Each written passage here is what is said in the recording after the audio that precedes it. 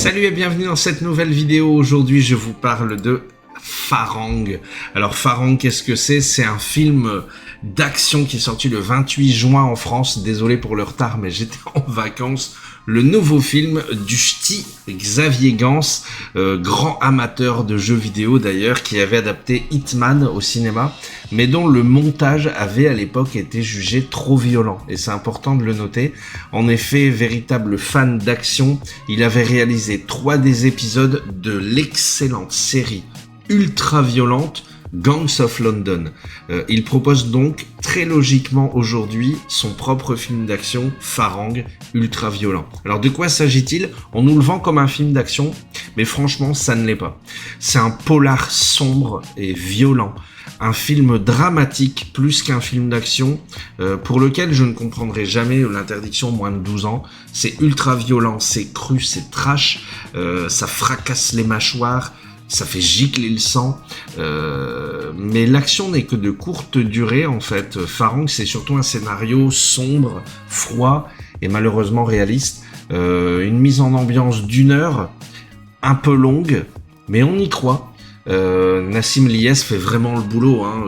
C'est fou, on en reparlera après, mais un film français percutant qui démontre que les Français peuvent avoir leur place dans le genre. Donc ça dure 1h39, c'est pas long, mais c'est justifié car il n'y a pas tant d'action que ça. On nous vend dans la bande-annonce un film d'action, moi je trouve pas. Il y a beaucoup de dialogue, beaucoup de réflexion, plus long. On aurait senti les longueurs. Là, je suis sorti satisfait. Alors le casting, effectivement, bravo Nassim Liès, qui est l'acteur français qui franchit une belle étape dans sa carrière, car c'est la première fois qu'il obtient un rôle principal. Et honnêtement, je l'ai trouvé très bon dans les émotions. Et très bon dans l'action forcément, mais j'aime beaucoup l'alliance des deux. Ça me rappelle John Wick forcément, mais ici c'est beaucoup plus réaliste. Donc c'est touchant de ce fait, c'est impactant, c'est un très bon parti pris pour un film d'action, donc j'ai envie de le féliciter. Il a été très très bon cet acteur. Alors le scénario, c'est Samir Barda qui sort de prison pour trafic de stupéfiants. Il se retrouve dans les emmerdes en fait, sans le vouloir, il veut les échapper et il finit accidentellement par tuer quelqu'un.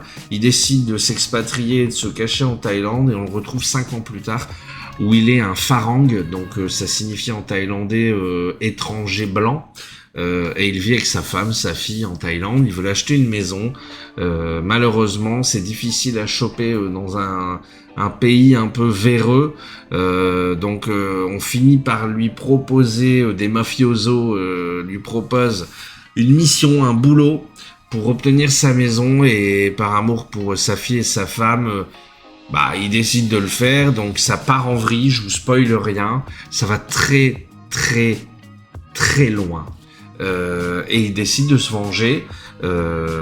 Honnêtement, même un mois après, j'ai encore l'émotion du moment. C'est très traumatisant, c'est très dramatique.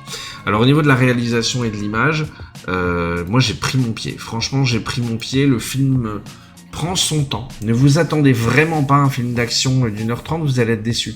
Mais on joue sur la souffrance, sur la renaissance, beaucoup d'émotions ressenties par le spectateur, qui ne peut que comprendre la soif de vengeance du personnage.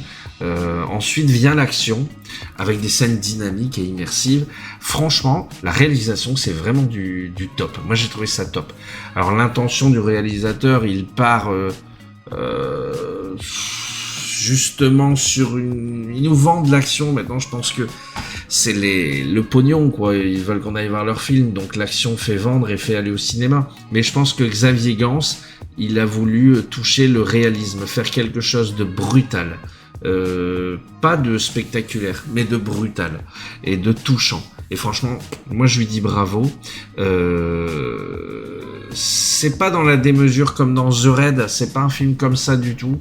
C'est un film poignant, touchant, qui m'a marqué. Vous sentez, j'ai beaucoup d'émotions en ayant vu ce film. Au niveau du son, j'ai rien à redire, ça m'a pas marqué. Je peux même pas vous dire la musique et tout, c'est pas du tout ce que j'ai remarqué. Mais on sent que c'est un mec qui a participé à Gangs of London. J'adore cette série Gangs of London, qui est une sorte de John Wick sombre et trash, violent, réaliste. C'est un peu ça. Alors est-ce que ça a à voir en famille? Non, pas du tout. Je me répète, mais quand j'ai vu que le film était interdit aux moins de 12 ans, moi je comprends pas du tout. C'est vraiment violent, triste, émouvant. Les coups, les blessures, la chair. Non, c'est pas du tout un film familial. Alors, au niveau de ma conclusion, bah écoutez, j'ai vu Oppenheimer, j'ai vu Mission Impossible, j'ai vu Barbie, donc j'ai vu des grands films, des très grands films de 2023, mais Farang, c'est mon coup de cœur, franchement, je crois. C'est ce que j'aime, de l'action, de l'émotion. On est loin de la frénésie d'un John Wick 4, mais on se rapproche plus de l'émotion d'un John Wick 1. Donc je valide à 100%. Et très honnêtement, j'espère une suite parce que j'ai vraiment particulièrement aimé ce Farang. En tout cas, j'espère que ça vous a plu. N'oubliez pas le pouce bleu qui fait plaisir. N'oubliez pas de mettre un commentaire, j'ai hâte d'avoir votre avis. Et moi, je vous dis à bientôt.